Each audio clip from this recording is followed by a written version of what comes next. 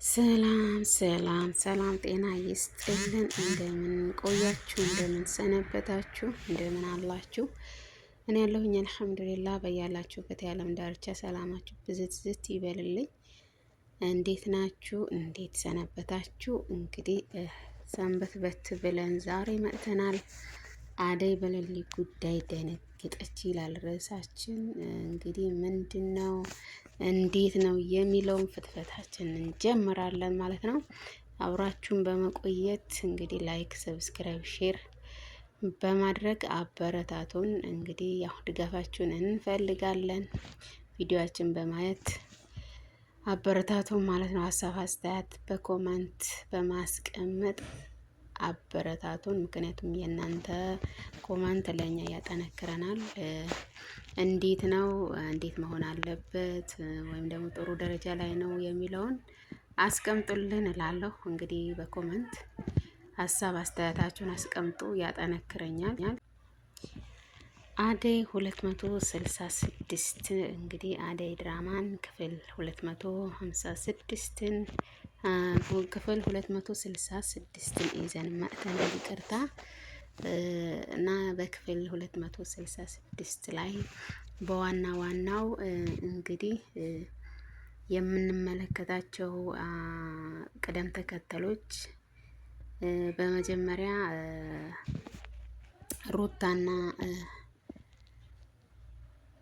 ዶክተሩ እንግዲህ በሰው ምክንያት ሊጣሉ ችለዋል ማለት ነው። ያው ሩታን ለማደናቀፍ እንግዲህ እንደዚሁ እንቅፋት ሆናባታለች። እንግዲህ ሁሌም እንግዲህ ሞልቃቃዋ እንግዲህ የምናቃት ሩታን ከዶክተር ጋር ሆና ለማጣላት እየሞከረች ነበረ እና ሄሎም እንግዲህ በሰላም ከሆስፒታል ወጥታ አደይን የእሷን እንክብካቤ እያደረገች ነበረ።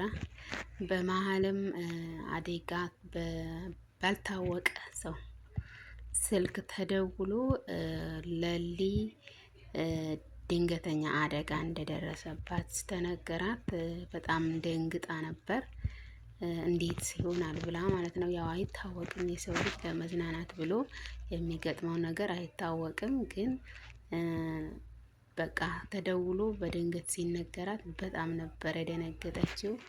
በእርግጥ ያው እነ ለሊ የሚከታተላቸው ሰው እንዳለ ይታወቃል። ያው አጠገባቸው ሆኖ የሄዱበት ሁሉ የሚሄድ ሰው አለ። ያ ሰው ደግሞ ድሮም ተፈርቶ ነበረ። ከኋላቸው ሆኖ የምታሴር አንድ ልጅ ነበረች። እንግዲህ ታሴር ነበረ ድሮም ደስታችሁ በሀዘን ይለወጣል እያለች በየፓርኩ እየተጠጋች የጣሉትን እያነሳች የምታደናቀፋቸው አንድ ልጅ ነበረች። እንግዲህ እሷንም ያሰበችው ተሳካላት መሰለኝ። እንግዲህ ጉዳዩን በቀጣዩ ክፍል ምን እንደሚሆን እናያለን። አሁን ግን ባልታሰበ ሁኔታ ድንገተኛ አደጋ ገጥሟቸዋል ብላ ደውላለች። እንግዲህ ግን ደግሞ ለሊጋ ሲደወል ለጊዜው አታነሳም ነበር።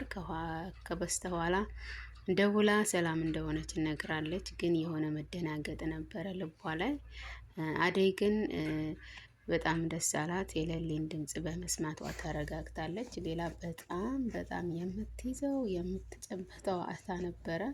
ምክንያቱም አንድና ዋናኛዋ ጓደኛዋም ስለሆነች የብዙ ጊዜ ውጣ ውረድንም አብረው ስላሳለፉ በጣም ደንግጣ ነበር። በእውነት እኔም ራሱ በጣም ደንግጬ ነበረ ሲደወልላት ለሊ አደጋ ደረሰባት ሲባል በጣም እንትን ብዬ ነበረ እውነቱን ለመናገር። ምክንያቱም ለመዝናናት ብላ እንግዲህ ጫጉላ ሽርሽር ሄዳ የሆነ አደጋ ቢደርስባት አስቡት። እንግዲህ ሰላም እንደሚሆን እንመኛለን። ሁላችንም በሰላም እንዲመጡ እንመኛለን።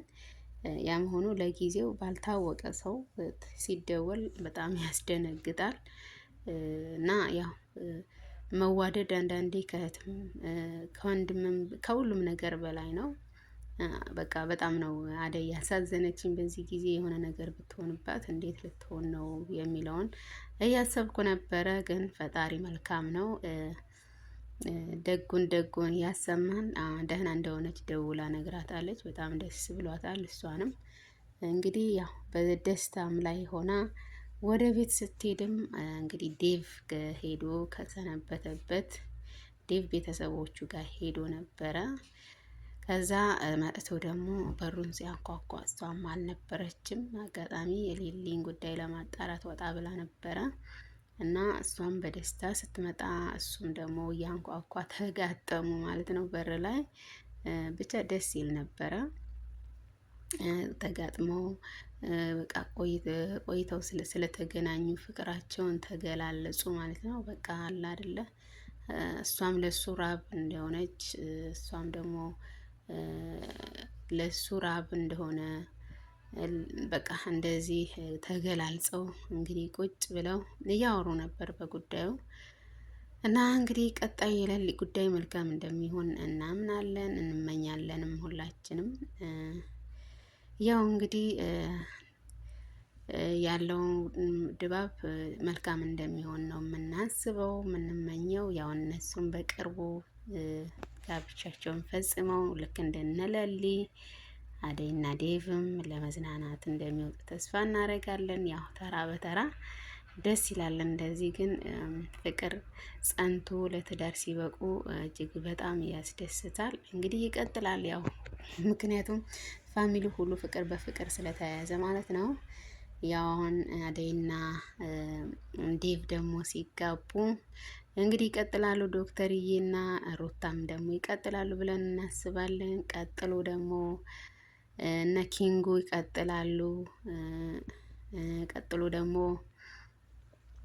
ማን ነበር የኪንጎ ጓደኛ ይቀጥላል ማለት ነው። እንግዲህ ሁሉም በፍቅር ስለተያያዘ ስለተጨባበጠ ቀጣይ ሰርግ ብዙ ብዙ ብዙ ይኖረናል ብለን እናስባለን። በቃ እንግዲህ ያው ከመቀማማት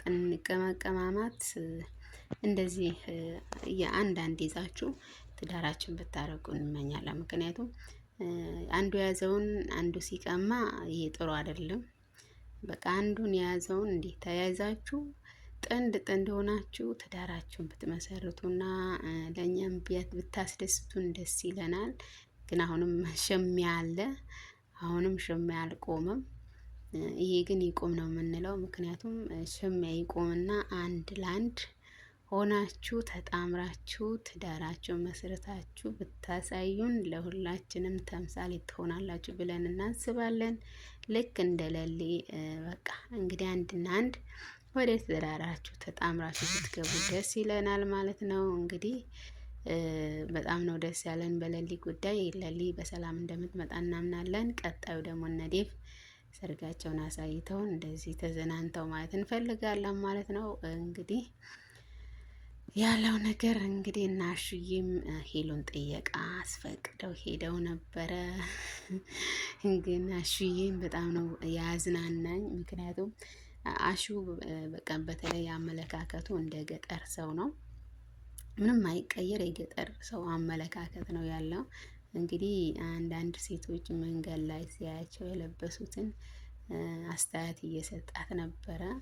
እንዲሁም ወንዶቹንም አለባበሳቸው እንዴት እንደሆነ ያው በፋሽኑ ሱሪ ወደ ታች ነው፣ ቀበቶ የለም። እንደ ሌላው ጊዜ ቀበቶ አጥብቆ ማሰር የለም። እና ያንን ታዝቦ በጣም እንትን እያለ ነበረ፣ አስተያየት እየተናገረ ነበረ ከሮማኔ ጋር። በቃ ዘመኑ በጣም ባለባበስ ዙሪያ እኔ እንጃ የት እንደምንደርስ አናቅም። እንግዲህ ከዚህ በኋላ ራቆቱም እንደሚሄድ ነው ሰው። አንዳንዶቹ ለብሰናል ብለው ራቆታቸው ያሉ አሉ ማለት ነው። ግን አንዳንዶቹ ደግሞ በቃ ለብሰናል ብለው አለ አይደለ ከልብስ ላይ ልብስ ደርበው የለበሱም ይመስላሉ። ብቻ ይሄ ፋሽን የሚሉት ነገር ትንሽ ተጽዕኖ አድርሷል በአለባበስ ዙሪያ። አንዳንዶቹ ለብሰው ራቆታቸው የቀሩ፣ አንዳንዶቹ ደግሞ ለብሰው ደራርበው የለበሱም አሉ ማለት ነው። ይህን እንግዲህ የዘመኑ ፋሽን ምንም ማድረግ አይቻልም። በአለባበስ ዙሪያ ከመንገድ አይቶ አስተያየቱን ግርም ብሎት የተናገረ ነበር። ምክንያቱም የገጠር ሰው ከባህል የወጣ አለባበስ አይፈልግም። ደስ ይለኛል አንዳንድ ያሹ ንግግር የሆነ ከባህል ከወጉ የወጣ ልብስ አይለበስም። እንግዲህ በገጠር እንደምታውቁት እና እሱም ልክ ቁጭ እንደ ገጠር ሰው ነው አመለካከቱ። ከባህልና ከወግ የወጣ ልብስ ማየት አይፈልግም አለ አይደለ? ሼም ይዘዋል እሱ ራሱ ማለት ነው። አንዳንዴ እንግዲህ በአለባበስ ዙሪያ በባህሉና በወጉ ባንወጣ፣ በእውነት እኛ ጥሩ ባህል አለን ኢትዮጵያኖች፣ ደስ የሚል ባህል አለን፣ የባህል ልብስ አለን። ምነው የባህል ልብሳችንን እንኳን ለብሰን ባማርን በቃ እና እንደዚህ ይቅርታ እንደዚህ ብናምር የባህል ልብሳችን ያምራል፣ የባህል ስሪታችን ያምራል። ያ ሁሉ የሚያምረውን ጥለን ግን የማያምረው የማያሳምረውን የምንለብሳለን። እኔ በእውነት በጣም ነው ማዝነው። በጣም ከባድ ነው በአለባበስ ዙሪያ እና እሱም እንግዲህ አስተያየቱን እየሰጠ ነበረ። እንግዲህ ዴቭና አደይ በጣም ደስተኛ ሆነዋል ሰንብተው ሲገናኙ። ዶክተሩ እንግዲህ ሩታ አልረዳ ብለዋለች። እንግዲህ ልትረዳው አልቻለችም። እህቷ እንግዲህ የእሷን ህይወት ለማበላሸት እና ሁለታቸውን ለማጣላት የምታደርገው ጥረት በእርግጥ ለጊዜው ተሳክቶላታል። ወደፊት ግን ምን እንደሚሆን እና አብረን እናያለን። ምክንያቱም እንደዚህ አይነት ጥሩ አይደለም። ከሱ ልብ ቢወዳትም ባይወዳትም የጀመሩት እስኪጨርሱ ድረስ ዝም ብሎ ማየት ነበረ። እንደዚህ በመሀል ባትገቢ እንላለን። እህት ተብዬ እንግዲህ ስምሽ ጠፋብኝ የኔ ወልቃቃ። በመሀል ባትገቢና የሰው ህይወት ባታበላሽ። ከዘለቁ ዘለቁ፣ ካልዘለቁም ምንም ማለት አይደለም። ድሮም መለያየት ያለ ነው፣ በእነሱ አልተጀመረም። ግን በመሀል ባትገቢና ባታደናቅፊ እንልሻለን። ዶክተሩ በአሁኑ ሰዓት ያለው ለሩታ ነው ያለው ቦታ። ምክንያቱም ከብዙ ጊዜ በኋላ ለሱ እንደምታስብና ለሱ የሱ ፍቅር እንዳላት ኩኩሻ ነግረዋለች። ተረድቷል። አሁን ላይ ያለው የእሷ እንክብካቤ ነው። በቃ እንዳትጎዳ ብሎ እየጠበቃት ነው። ግን በመሀል እህት ተብዬ ባትገቢ እንላለን ማለት ነው። እንግዲህ አንዳንዴ እኮ ከባድ ነው። ጠላት ከውጭ አይመጣም ሲባል አንዳንዴ እውነት ነው። እህት ተብዬ እንግዲህ የእህቷን ህይወት ለማበላሸት ወይም ደግሞ የእህቷን ፍቅር ለማጥፋት እንደዚህ ትሯሯጣለች ማለት ነው። ግን ይህ ደግፋት አይመስለኝም። በእርግጥ አንዳንዴ ያው እህቶቻችን ክፉ ቦታ ላይ እንዳይወድቁ የምናደርገው እንትን አለ። ግን ይሄ በክፋት የእሷ አስባ ሳይሆን ለተንኮል ይመስለኛል። ጥሩ አይደለም። በቃ ብላ ትመለስ እንጂ አይታ ትመለስ እንጂ እንደዚህ አይነት ማደናቀፉ ጥሩ አይደለም እንላለን። እንግዲህ እህት ተብዬ ሩታ ገና ልጅ ናት። የልጅነት ፍቅሯን ደግሞ ባትነጥቂያት እንመክራለን። ምክንያቱም እሱ እንደምትወደውና እንደምታፈቅረው ኩኩሻ ነግረዋለች። ኩኩሻ በዚህ አጋጣሚ በጣም እናመሰግናለን። በእውነት ውስጥሽ በጣም ድንቅ ሰው ነሽ ኩኩሻ።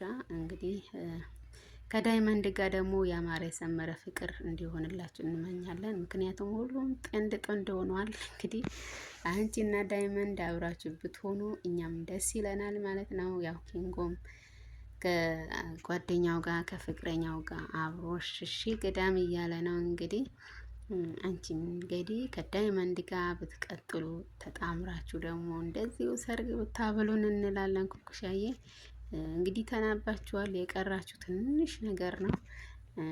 አትግደርደሪ። በቃ ፍቅርሽን ግለጪ። ትወጂዋለሽ እኮ ዳይመንድም በጣም ነው የምትወጂው። ደስ የሚለው ነገር በጣም ትወጂዋለሽ። ግን ስትገናኙ እንደማትወጂው ታስመስያለሽ። ስትራራቁ ደግሞ እሱን ፈልጉልኝ ደውሉልኝ እያልሽ ኪንጎ ጋር እየሄድሽ ታስቸግራለሽ። እንዴ ገለጽለት እንዴ! ምን ችግር አለው? እንደምትወጂውና እንደምትሳሽለት ንገሪው እንዴ! እሱን ብቻ ማበድ አለበት እንዴ? አንቺም ፍቅርሽን ግለጪ። በቃ ምን ችግር አለው? እኔ እወድሃለሁ እኮ ብትይው እሱ ደስተኛ ሆኖ እንግዲህ በአንድ ጎጆ ጥላ ስር ትኖራላችሁ ማለት ነው። አትግደርደሪ ኩኩሻዬ፣ ግለጪ እንግዲህ። አንቺ ጎበዝ ነሽ፣ ያራዳ ልጅ ነሽ። ለምን ትደናበሪያለሽ?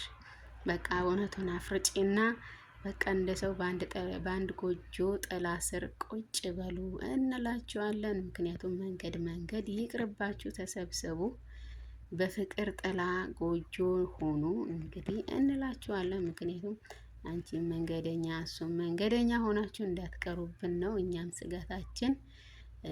ተሰብሰቡና ፍቅራችሁን ገልጻችሁ በአንድ ጎጆ ጥላ ስር ሆኖልን እንላለን። ለዛሬው እጅግ አድርገን በጣም እናመሰግናለን። ከወደዳችሁት ላይክ፣ ሰብስክራይብ፣ ሼር በማድረግ አበረታቱን። የዛሬ የአደይ ድራማ ክፍል 266 ይህ ይመስላል። በርቱ፣ ተበራቱ። እንግዲህ እንቀጥላለን። ሀሳብ አስተያየታችሁን ደግሞ አይለየን። ምክንያቱም ሀሳብ አስተያየታችሁን ደግሞ ያጠነክረናል ማለት ነው ለዚች ቪዲዮ